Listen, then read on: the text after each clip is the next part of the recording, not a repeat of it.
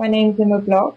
I'm an illustrator and a third-year illustration student at Middlesex University, living in London. You can see my website at www.emmablock.co.uk. You've only just sort of started doing fashion illustration. What was it that attracted you to fashion? Why do you think that was something you're interested in? I've always had an interest in fashion, and it was not something that's actually ever been encouraged in my course. We've never really covered fashion illustration. Over the summer, I found out about Amelia's magazine and started to contribute to that.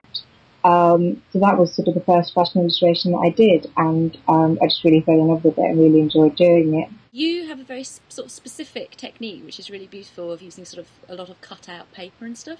Can you explain a bit more how you sort of came up with that, and also how you make it, how you achieve that look? Because I've always enjoyed collage and painting and etching on screen print, a lot of different things. I've often had characters just floating in white. So I tried to sort of address that over the summer, and I found cut paper was the best way to do that because it sort of suited my attention to detail and liking patterns, and I can make little people and sort of try all sorts of different backgrounds and compositions and different colours. And it's quite a complicated process. My work always starts with drawing, then I enlarge the image on my computer screen and trace it onto all the individual bits of paper. So the skin and the clothes and the hair and any accessories will all have be made out of a different piece of paper. And then the skin's usually painted. I paint details in, and then when all the pieces are ready, I assemble them all together. But it takes quite a while. It's just the way I enjoy working the most. You've been doing quite a lot of stuff for somebody who's still at university. Can you sort of talk a bit more about the other projects you've been doing? Yeah, everything's just sort of really happened over the last few months. I've started doing work for online magazines like Amelia's magazine and Cellar Door, and did a piece for Ballador.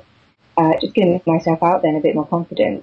I recently did a piece for Time Out magazine, which was really exciting. It was an incredible opportunity. I've been asked to design Christmas cards for Woodmanstone. Something I'm really excited about is providing the illustrations for Pinnacle Books in San Francisco. And it's about sort of a level of old-fashioned glamour and handmade and making things yourself, which I'm really excited about. How did they hear about you? They just contacted me through my website. How much do you think like having a good online presence and sort of being involved in social media has sort of opened up these opportunities for you? Has that been really important? Yeah, 100%. Every piece of work I've come across has always started with someone seeing my work online.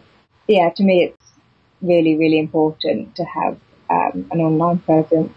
Yeah, and I'm really surprised when there's people on my course that haven't sort of started doing that yet. I want to sort of try and get my work out there as soon as possible. It's going to be really scary when I leave university. So yeah, you've had a blog, haven't you, since you were 16, and can you sort of talk a bit about how it's changed over the years you've been using it and stuff, using online media? Yeah, I started my blog when I was 16. At that point, I didn't even know that illustrators had blogs. I thought it was just for writers. And so I wrote a bit, and I posted pictures and sometimes drawings. And what I always got the most feedback was the drawings. So gradually it became more and more about my drawings, and it turned into my illustration blog. And the encouragement I got from people who read my blog was hugely instrumental in me keep doing what I was doing and keep producing work. It was just for fun, but now I sort of take it much more seriously. I'm really glad that I sort of started doing this early, because I find you sort of learn a lot along the way. Where do you get the most inspiration from when you're sort of feeling like you need to get some inspiration? So I try to make my room as full of inspiration as I can, and to go places that inspire me. So I'm lucky enough to live in London, so I spend an incredible amount of time in the V&A and the British Museum and the Tate Modern and that kind of thing. I love people watching. Why do you think it's important that we try and encourage sustainable fashion through either by promoting it through illustration, or and in what ways do you sort of try and be more sustainable in the way you work? Because I know you recycle a lot of papers. I think sustainable fashion is an incredibly important thing, and if we can promote it through illustration, then that's fantastic. I think it's just something really, really important, with fashion being such a huge, it has such a huge effect on the work. I think it really should be ecologically responsible. Yeah, the way I work, isn't too wasteful. I use almost exclusively recycled paper, so it's things that's already been a paper bag or an envelope or some wallpaper or wrapping paper.